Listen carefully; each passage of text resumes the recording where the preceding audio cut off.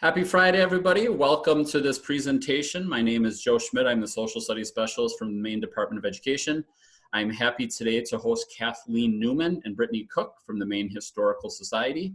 They're here to talk about the Maine Memory Network and the resources available to educators from the Maine Historical Society that you may want to be using during these changing times in education.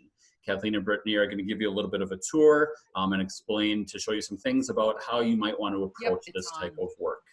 So at this time, I'm going to go ahead and turn it over to Kathleen so that she can run the show. Thank you, Joe. Good morning, everybody. It's nice to see you or to meet you all virtually. I'm Kathleen Newman. I'm the Manager of Education at Maine Historical Society. For those of you who may have not have had the chance to visit Maine Historical Society before, our campus is based in Portland, Maine. And we have a museum there, research library, and also in our care is the Wadsworth Longfellow House, the childhood home of the poet Henry Wadsworth Longfellow. And we also exist online in the form of the database Maine Memory Network. And Maine Memory Network is what we're gonna focus a lot of our time on today, showing you guys what it is, how to use it, how you can utilize it to teach with students virtually, how you can access some of our lesson plans and other tools. So I'm gonna share my screen. And you should all now be able to see Maine Memory Network, the home page. So this is a statewide digital museum or digital database. And as you can see on the homepage, it's not just Maine Historical Society that exists on Maine Memory Network.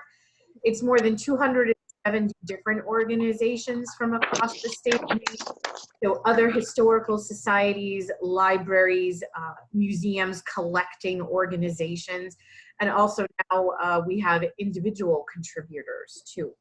So on Maine Memory Network, you can see and search through literally thousands of historical records, historical materials.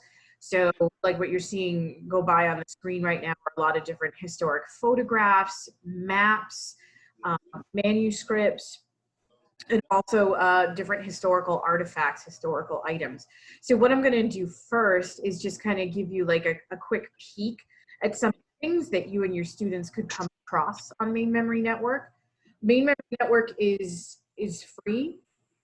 Anybody can use it. All you need is internet access to be able to use it. Anybody can set up an account on Maine Memory Network, which I'll talk about how to do as well.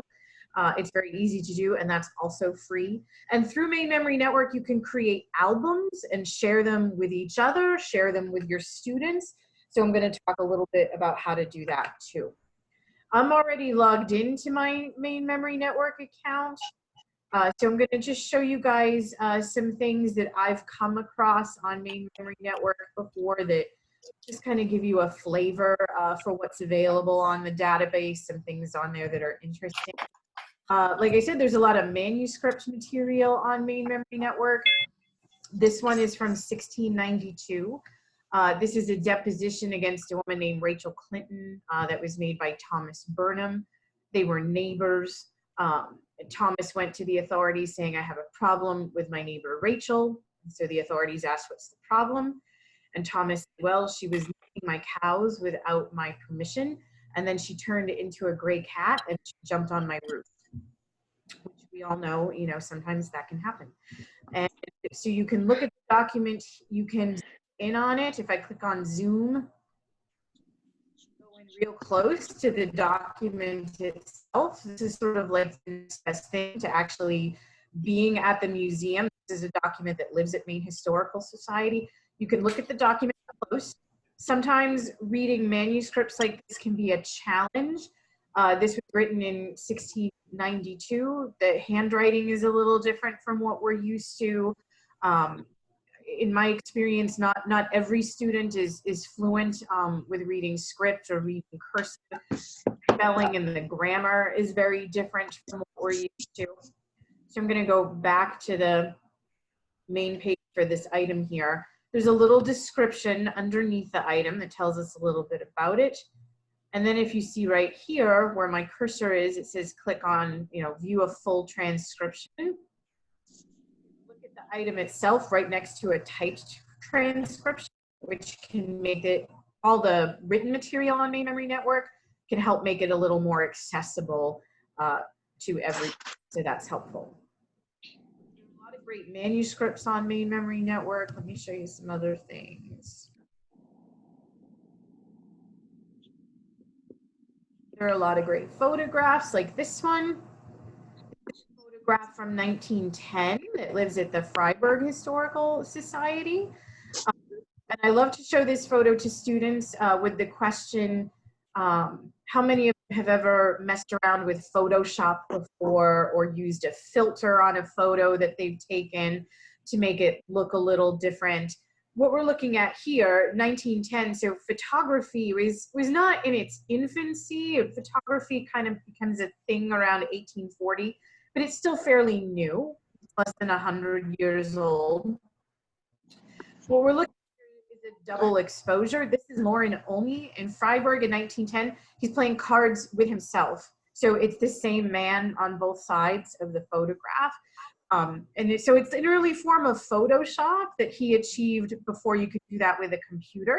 He's doing it with a double exposure, sets up the camera at one end of the room, sits at the end of the table, strikes a pose, has someone take the photograph, leaves the glass plate inside the camera, goes and changes his outfit, sits on the other side of the table, strikes a different pose, photo is taken again, and then when it's developed, it looks like he's playing cards with himself. So that's fun. This is another great photograph. We've got lots of famous people in photographs on Main Memory Network.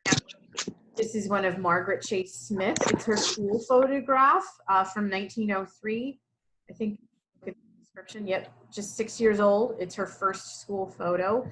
I feel like even at 6 years old, you can see like a lot of determination and strength in her face. So I think it's a telling photograph of the sort of thing she was destined for. There's an artifact that you can see on Main Memory Network. This is a locket that has inside of it a lock of George Washington's hair. Students always find this pretty interesting, pretty perplexing, and sometimes they're turned off by it. The story around this artifact, and this is at Maine Historical Society, when George Washington died in 1799, something interesting happened. The whole country kind of goes into mourning. There's a lot of art created around George Washington's death. People held mock funerals all over the country. And living in the Wadsworth Longfellow house at the time were Henry Longfellow's grandparents, Peleg and Elizabeth Wadsworth. And one of their children, whose name was also Elizabeth, she asked her father to get for her something special to remember George Washington by, specifically a sample of his handwriting or a lock of his hair, if he had any hair. That's what she specified in the request, because she wasn't sure if Washington had any hair. Peleg Wadsworth had been a general during the American Revolution. He knew George Washington, so he made this request to the first president's widow, Martha Washington, and through her late husband's secretary, she obliged, and she sent the lock of her husband's hair to Elizabeth Wadsworth in Portland, Maine. Elizabeth died pretty young. She died just a year or two after that happened. She was only 21 or 22 years old. She left the hair to her sister, Zilpah Wadsworth. Zilpah Wadsworth would become Zilpah Wadsworth Longfellow. When she died, she left the hair to her son, Henry Wadsworth Longfellow. He had the locket made for the hair that you see here. And when Henry died, he left it to one of his daughters, who then left it to Maine Historical Society. So that's just a sample of some of the things that you can find on Main Memory Network. Like I said, I've got this whole album here of things that I've just kind of found were particularly interesting. Kids like this one too. Taking pictures of our pets is nothing new. Photo of a little boy named Charles Chaplin. He's not the movie actor, another Charles Chaplin. This was taken in South Portland in 1913. looks like he's dressed up like a soldier or something. He's got his kitten sitting on his tank. So there's lots of fun stuff on there. Sometimes it's fun to ask students to type in the name of somebody they know, maybe a relative or maybe a family name, and see if anything comes up on Maine Memory Network. Students that live in Portland, we have a lot of photographs of buildings in Portland from the 1920s. Sometimes they can find photographs of their house or their neighborhood on Maine Memory Network. So there's a wealth of things to explore and to look at. And it's very easy to create albums like I've done and to share this work with your students and to ask students to create albums too and to share what they've found with you. So what I'm going to do next is just show you how easy it is to make an album. In order to make an album on Maine Memory Network, you have to have an account. I'm going to log out of mine very quickly to show you that page, the page. So I'm going to go back to the home page. The web address for Maine Memory Network is just mainmemory.net. And when you're on the home page, you'll see up at the top in the right-hand corner where you can click on where my cursor is, it says login or sign up. You can click on either of those things. Here's the sign up page. You as a teacher, an adult, this is where you would register for a free account. You need to come up with a username and a password. We ask for your email address, your first and last name. The reason we ask for your email address is so that if you forget your password, we can get it back to you or we can reset it through your email. Completely optional is if you want to sign up here to get more information from Maine Historical Society.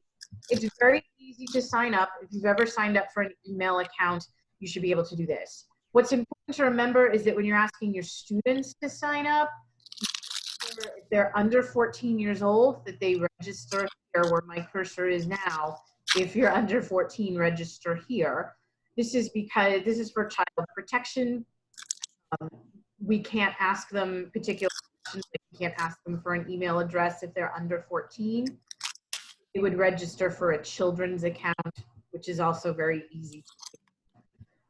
When I'm working with a class, when I'm in a classroom and signing students up for Maine Memory Network, sometimes I'll advise the teachers to pick one password for the whole classroom.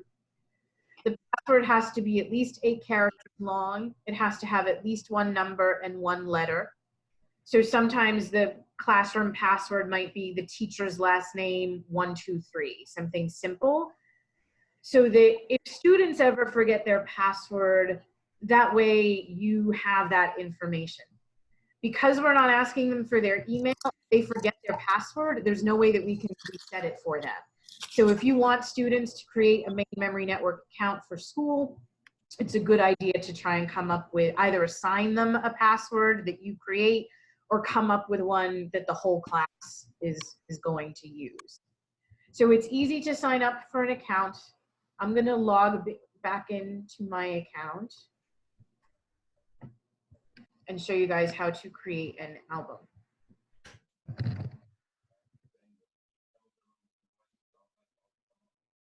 So I'm back here in my account. Oops. Yep, back here in my account. Over here in the right-hand corner, the top right-hand corner of the page are my account tools. If I click on my album list, I can see all the albums that I've created. I use Maine Memory Network a lot, so I have a lot of different albums. When I log into Maine Memory Network, it'll always open the last album I was using. So for me, the last album I was using here was My Favorite Things. I'm going to go into a different one right now. I'm going to open up this one called Maine and Presidential Elections. And if I want to work within this album, like move around the order that the pictures come in or take some notes, I just click over here where on my album tools where it says edit and rename. I click on that. And then it brings me right into the album and I can see all the different things I've put in here one at a time. And I can add text to them. So the album is kind of like a little slideshow. Full disclosure, the album tool is not very fancy. It'll be a little more primitive than even like a PowerPoint presentation, but that's kind of what it's like. That's kind of what it is. Sometimes students can find that a little frustrating. I guess it's not very fancy. I was looking at, but this is a good way to, if you're working on a topic, a historical topic, I don't want students, and you want them to gather some information on it, or you want to share some information with them, the album tool is an easy way to do that. So inside my Maine and presidential elections album, the first item within my album is this image of Hannibal Hamlin. And if I wanted to write some notes about here, I could write Hamlin, So it must be down here somewhere. Abraham Lincoln's first vice. There they are.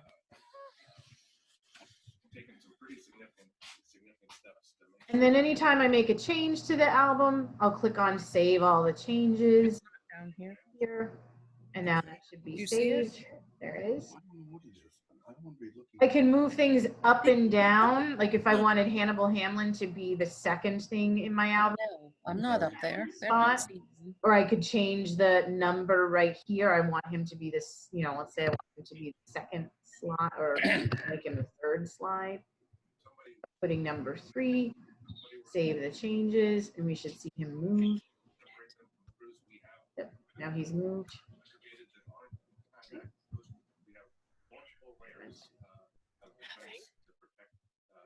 Now, when I'm searching around Maine Memory Network, if I type, let's say I type Theodore Roosevelt here in the search tool, everything with those words, Theodore Roosevelt, will come up in my search. They come up here as individual historical items. I can look at these one time. It says it's found 51 things with those words, Theodore Roosevelt, in the description. It might come up with an exhibit. Exhibits basically are little slideshows that other people have made, like that Maine Memory Network staff have made that you can look at. So here's one on presidents and campaigns. So Theodore Roosevelt is probably in that exhibit somewhere. There are site pages too. I tend to skip over the site pages with students. All site pages means is that if a museum is on Maine Memory Network, we give them their own little website. They're not usually helpful for students unless they're looking for something very specific from a particular museum. And then also too, there are things coming up at the bottom here, but you'll start to see lesson plans coming up too that we have within Maine Memory Network. Right now we don't have any on Teddy Roosevelt, so he's not coming up. So if I look at the historical items, I'm going to click on view all of them. There are 51 of them total. Here's one of Teddy Roosevelt on a trolley visiting Gray in 1912. If I decide I like this and I want to put it in my album, I'll see that little link underneath the image, add to album. I click, it'll change. My internet connection is unstable. It's unfortunate. Sorry about that. And now see how it says remove from album? So that means it went into the last album I was using, which is right over here. I should see that picture right at the bottom now. Now it's in my album, okay? And I can look at, I can click on look at it, or I can delete it from my album right here if I want. So creating the albums is pretty easy. Under every different item, you'll see that option, add it to my album. If I want to take it out, again, I can just click delete, or I can go in here to edit the album altogether. I can take it out in there, or I can move it around. I can add text. Once I'm finished with an album and I want to share it with people, right over here in the album tools, you'll see it says email. If I click on that, I can email it to whoever I want. I just have to have their email address and a name. And it just, you know, you can put their first name and I can put a little message to them. So you can create an album like this one about presidential elections in Maine. You can write questions right within the album next to all the images if you want to put a different question for each image, and you can send it to your students. Your students won't be able to edit the album unless you give them permission and unless they have a Maine Memory Network account. Once you start to play around with this tool, it'll become pretty instinctive. Like I said, it's very fancy, but it is pretty easy to use. But to help you guys out, I'm gonna put this link in the chat box of our Zoom meeting. This is a handy dandy sheet that's helpful for teachers and helpful for students. This is how to do everything I just described. It's how to search for stuff on Maine Memory Network. You can, for most students, it's just easiest to use the search feature and to do a keyword search if they're looking for something on World War II or something on Ed Muskie or Samantha Smith, whoever, to just do a basic search. But they can also search by browsing through topics. They can search by town.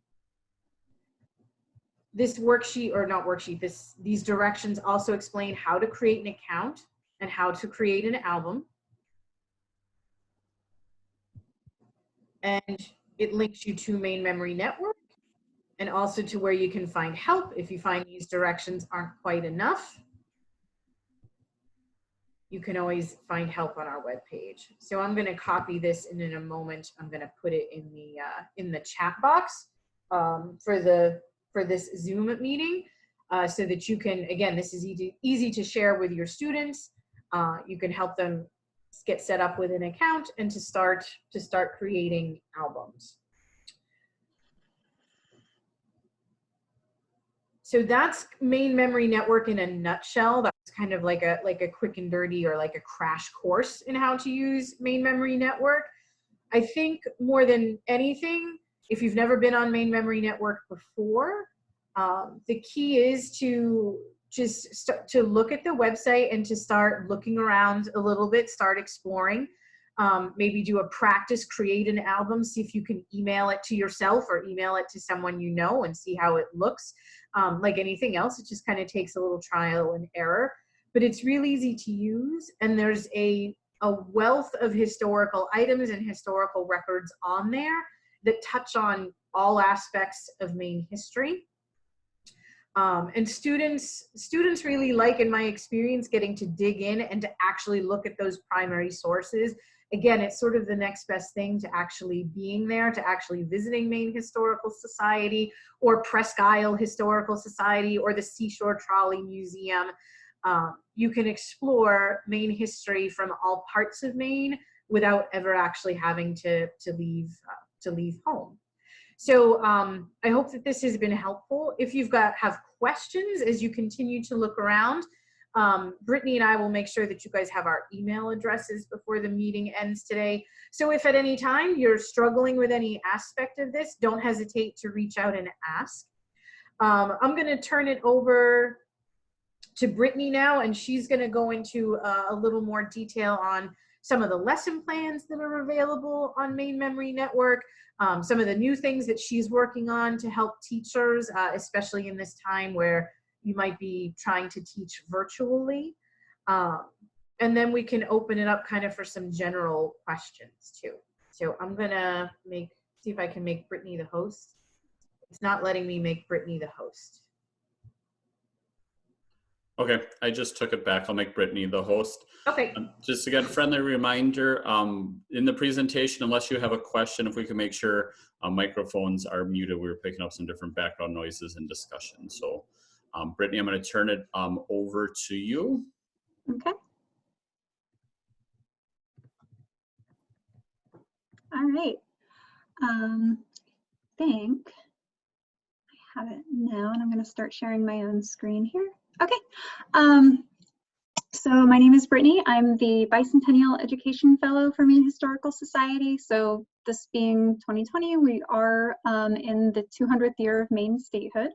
And so as part of that, we have been collecting a lot of different resources and creating some lesson plans that can help kind of get students thinking about specifically the history of Maine and a lot of different thematic elements relating to that. And I have been working on these bicentennial lesson plans. So there is a whole Bicentennial Education hub that you can find on Maine Memory Network. So I'm just going to go back to the home page here.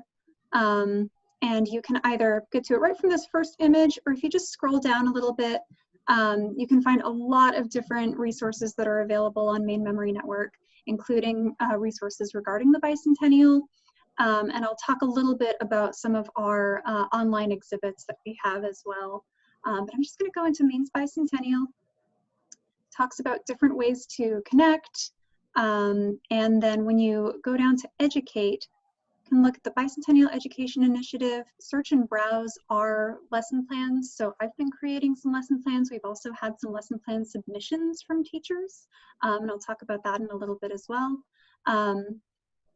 So if you go into search and browse our lesson plans, you have currently there are a handful of lesson plans in here. A bunch of these I have created. Some of these again are submitted by teacher partners. And let me find one. So this one is one that I've created for lower elementary. Could work for upper elementary classes as well. Why is Maine the Pine Tree State? And these are all lesson plans that utilize resources that are available on Maine Memory Network. So when you go down here, you can see suggested grade levels for the lesson plan, content areas and strands. We are aiming to find something that is aligning to each social studies strand here. So geography, history, civics and government. There are also bicentennial themes, so this is relating to the statewide Bicentennial Commission, and then intended outcomes of the lesson plan as well. So when you click into it, you can see a little bit more. You can see who created it, when it was created. We do have some older archived lesson plans on Maine Memory Network as well from past initiatives. How long the lesson plan generally takes to do. Some of the upper school, the middle school and high school lesson plans are going to take a few days to a week, or you can pick and choose from within the lesson plans. It'll give you a description of what the lesson plan is about. Again, you'll see the intended outcomes, and then you have a place to download the lesson plan and look at an associated slideshow. So not all of the lesson plans submitted by partners will have one of these slideshows, but the ones that I've been creating do make use of these Maine Memory Network objects to really get students thinking about the primary sources. There is going to be a new lesson plan coming online very soon, aimed for middle school 6 to 8, but definitely useful for high school students as well, that gets them really reading those primary documents. And as Kathleen showed, for pretty much all of the written documents on Maine Memory Network, we do have transcriptions available as well. So when you download the lesson plan, you can see, again, some of the basic information, resources required. Right now, it's really computer, internet access, ability to use Maine Memory Network. Summary and overview, you have some essential questions, some things that you might be able to pose to students. Again, some objectives, some vocabulary that students might need to know. And then if you do choose to teach from the lesson plan, everything is laid out in steps for you. You can, while teaching from home, while teaching virtually, you can definitely choose or not choose to show items as you're talking about them. Again, if you have the ability to teach to your classroom using something like Zoom, you can share your screen with your class as you're talking about certain artifacts that they can see on Maine Memory Network, or you can ask them to look at them with parents, look at them on their own. And it gives you some basic information about each of the topics within the lesson plan. And then again, you go to the associated slideshow. And so this is kind of the ultimate version of the albums that Kathleen was showing you just a moment ago. This one is one that I have edited the text so that there are prompts for students as they click through. There's a slideshow view option as well as a list view. So depending on how you want students interacting, When you go to list view, it'll look a little bit more like that album tool that Kathleen was showing you, where you can see all of the slides in order. Or when you go into slideshow view, it'll be closer to something like a PowerPoint. This one in particular, there are some questions. So again, this one's talking about, for lower elementary school students, about Maine state animals and plants, and matching that up to some images and objects that we have on Maine Memory Network. So talking about white pine trees, have you ever seen a white pine tree before? So these are things that you could ask students to talk about, ask them to use them as response questions. And again, feel free to reach out to me if you have any questions about utilizing any of these. Go into one that's really more document focused, votes for statehood. So again, as we are in the bicentennial year, we're looking at kind of how Maine became the state that we know of today. So this one gets students looking a lot at documents by some of the men who were really influential in the votes for statehood, looking at maps, treatises that were written decades prior to statehood of people making a case for why Maine should become a state. So all of these things are artifacts that students can continue to click into, read more about. Let me find one that's an artifact. So this is talking a little bit about the War of 1812. Samuel Whiting letter on the occupation of Castine. This is a really fascinating letter that I like to teach with because he's talking to General William King, who would become Maine's first governor. He's making a lot of similar points that can kind of sound like points that people were making during the Revolutionary War. So things that students can connect to from past lessons as well. In addition to the lesson plans that are here, and again, I am going to be continuing to create lesson plans, and now with very much more of a narrowed focus on digital learning. So a lot of these were designed for the classroom, but can easily be adapted for virtual learning. But even more of them will focus intently on getting students into Maine Memory Network, utilizing Maine Memory Network. I will also be creating some worksheets for our archived exhibits. So when we have an exhibit at Maine Memory Network, at Maine Historical Society, there will be a digital version of that exhibit available online. So our most recent exhibit that just closed was Holding Up the Sky, Wabanaki People, Culture, History, and Art. So this is one that students can read through. This has the same information that was available in the physical exhibit. And I have some response sheets that we can share with you over Google Docs that students can answer questions to, using this almost like a textbook or workbook. And along the side here, there's even more that students can go into that you can look at as well, of my Maine stories. So stories that are submitted by exhibit partners. So learning about specific objects or hearing stories firsthand from partners who were involved in the creation of the exhibit. So I'm seeing the chat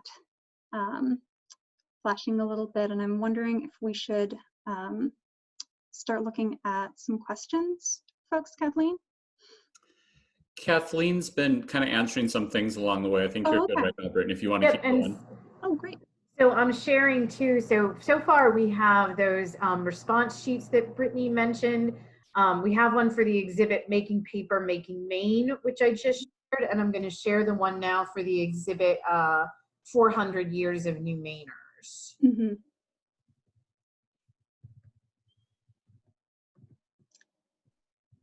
So this one was our immigration exhibit. Mm-hmm. Set up right now. So this is one, again, it was hosted at Maine Historical Society a few years ago, but all of the information is still available here online. There are a lot of great first-person narratives that students can click into and read. Again, these response sheets are available, and I'm happy to adapt things to different grade levels as well.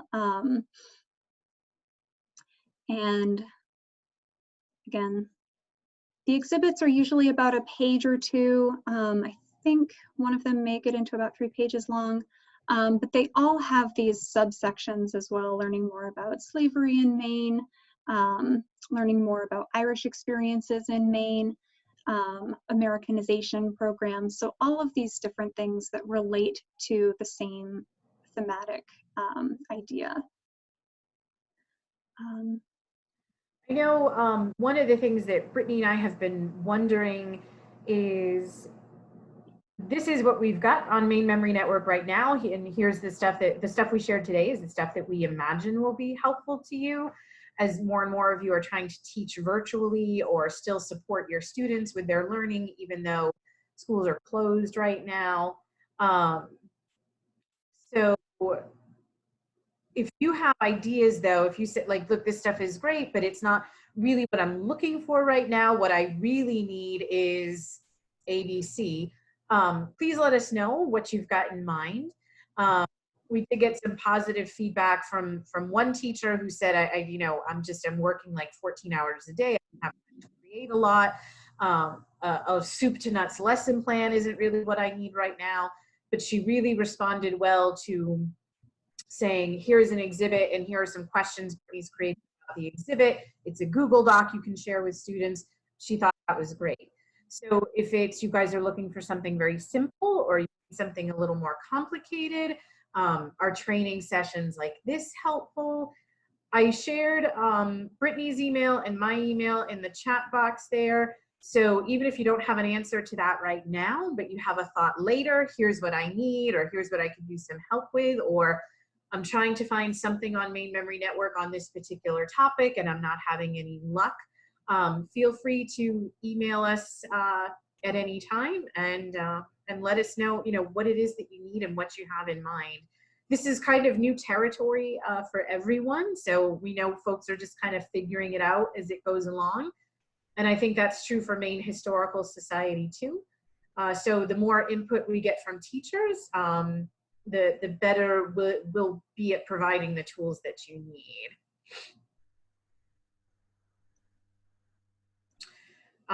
It looks like AJ asked the question, there are a lot of Facebook groups dedicated to archiving town history. How do towns know you exist in order to share information with you?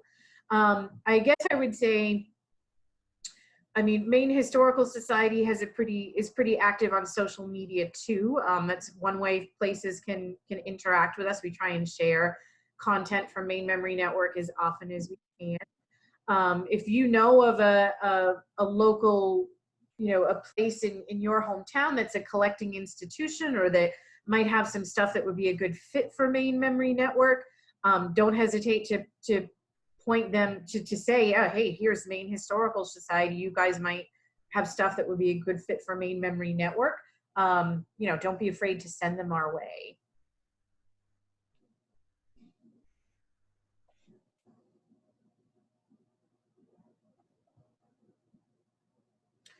Did anybody have any other questions?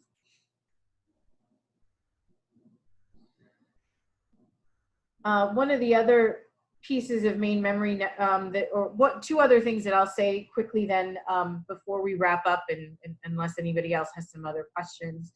I think Brittany mentioned, or I know she mentioned, that on the Bicentennial Education Initiative, we're asking for teachers to share lesson plans with us. So if you are finding yourself at home, if you're not teaching virtually right now, and you've got some, this is probably not true, but if you've got some time on your hands and you're, got a great lesson plan that you want to share, please consider submitting it for the Bicentennial Education Initiative. It's easy to do. If you have questions, you can email Brittany or myself and we're happy to help you out. It does not have to be a lesson plan about statehood or about the bicentennial specifically. Really anything that's Maine history related, like that first one right there, if you're still looking at Brittany's screen, Maine in the News, World War I newspaper project, that was submitted by a teacher. It's not about statehood or the bicentennial, but it's about a Maine perspective on an important historical event. So we're happy to add that to the collection. So if you've got anything that you think would be great to share, we'd love to collect more content from teachers, and we think now would be a good time to do it, where we're looking to connect with each other virtually more than ever before. And every month, any teacher that submits a lesson plan is entered into a drawing, and you could have the chance to win a $400 stipend for your use in your classroom.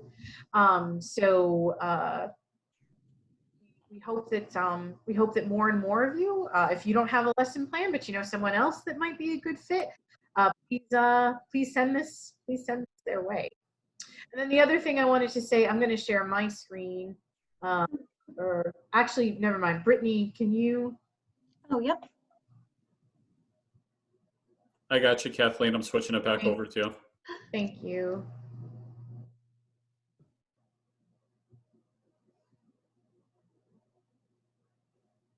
While Kathleen's working on that, I just want to point out in the chat, Roberta said, I contacted Maine Memory Network to become a volunteer to work with local historical societies and help scan resources for local societies. The State Historical Society was extremely helpful to train me and help me get started to add scans. I highly recommend volunteering.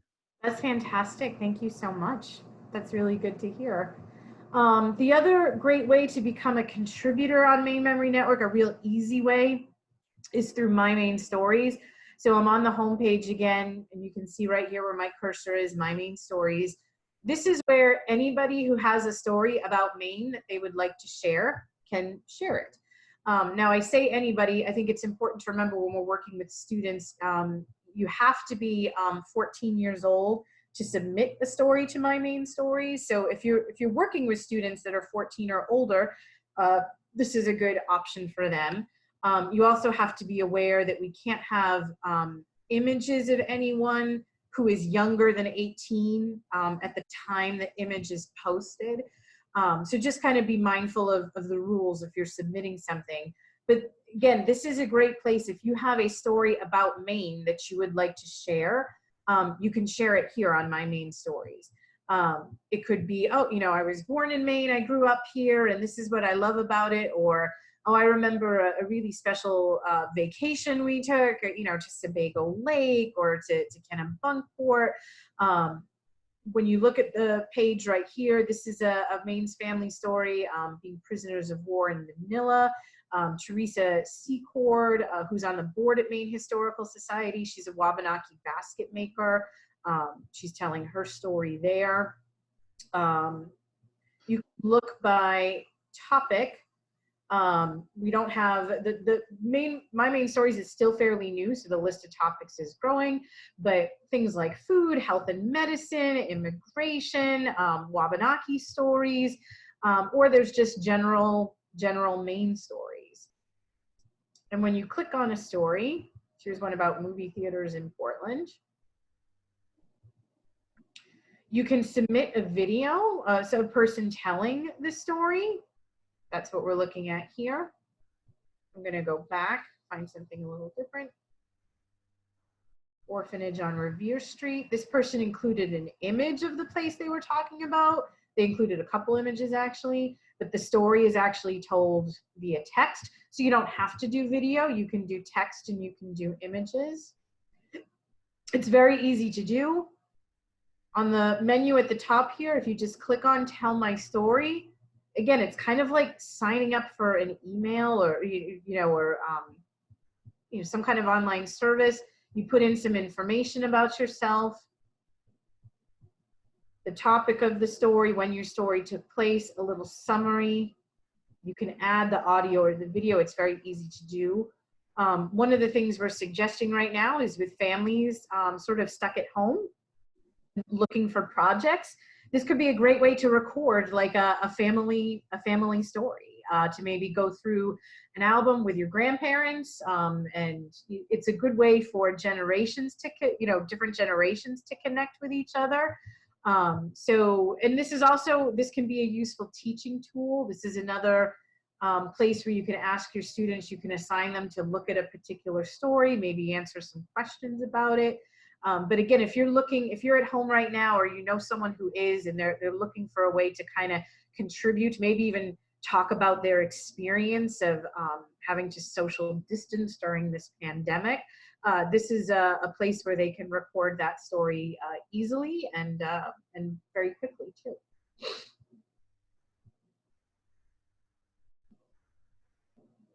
And yes, Sonia mentioned StoryCorps has a lot of great resources for recording interviews. That's very true. So thank you for that, for mentioning that. If anybody has, oh great, and you shared the link. Thank you, Sonia. If nobody has any other questions, I think that's all that we had to share today. But again, you can reach Brittany at bcook@mainhistory.org, and you can reach me at kneumann, Neumann @mainhistory.org. Again, if you have ideas, this is what we need.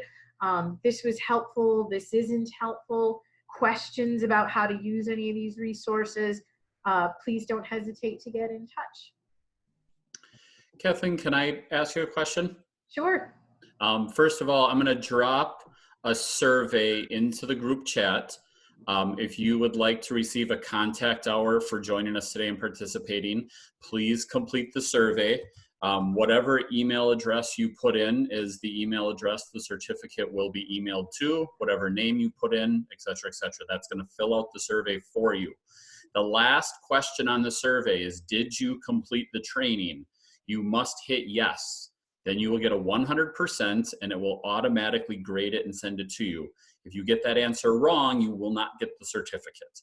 So I'm giving you the answer. The last question is yes, and then it will automatically email you a certificate contact hour. Now, Kathleen and or Brittany, my question for you is this. You guys have kids into the building all the time. You've got different ideas, and I know we're not in a face-to-face environment. I'm wondering if you have some tips or tricks or best practices that you've found when, if you're working with a primary source or a couple of primary sources, what's a way that you can get kids to really engage in it in a way that teachers might be able to transfer in our current learning environment? One of my go-tos is the Library of Congress has great analysis tools for primary sources. I think they're especially helpful for students who maybe haven't ever worked with a primary source before. They're pretty direct, straightforward. They have different versions of primary source analysis tools for different types of documents. That's usually one of the first places I go to. I also like to just sort of give students sort of warm them up by giving them, in this case, it would be like a photograph of an object on Maine Memory Network without the description or any identifying pieces, and asking them to try and figure out, what do you think this is? Just kind of pique their curiosity. Have you ever seen something like this before? What can you glean from it just from looking at it, not actually knowing what it is or where it came from, and sort of hone their powers of observation with like a mystery object. Brittany, do you have any thoughts on that score?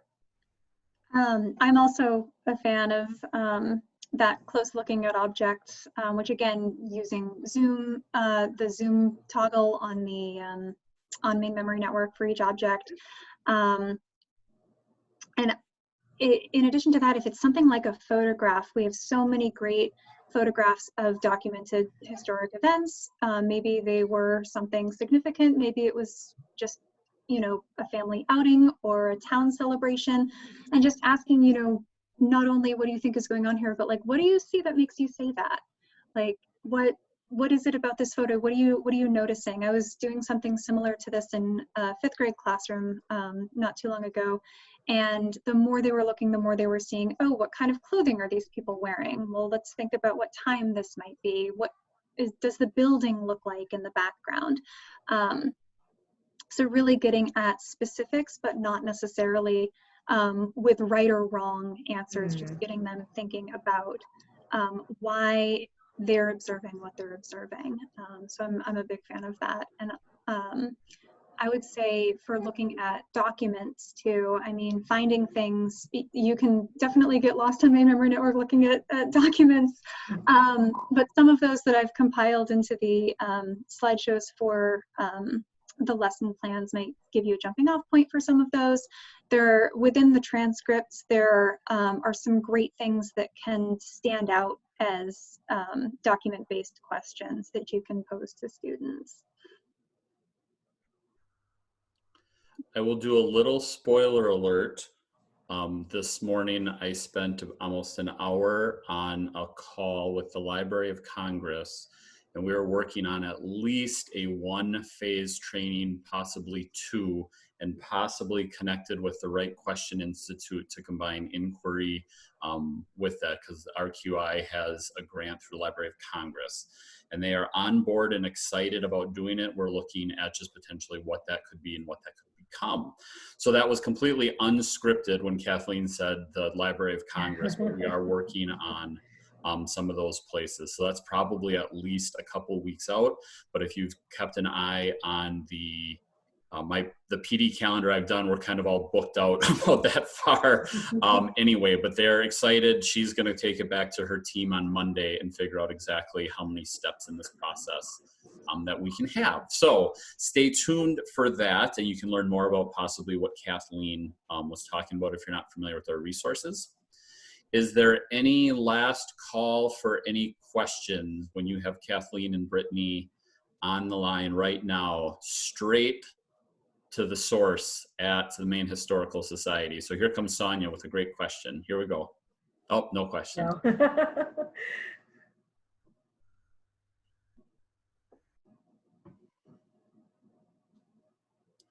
Last call, anybody?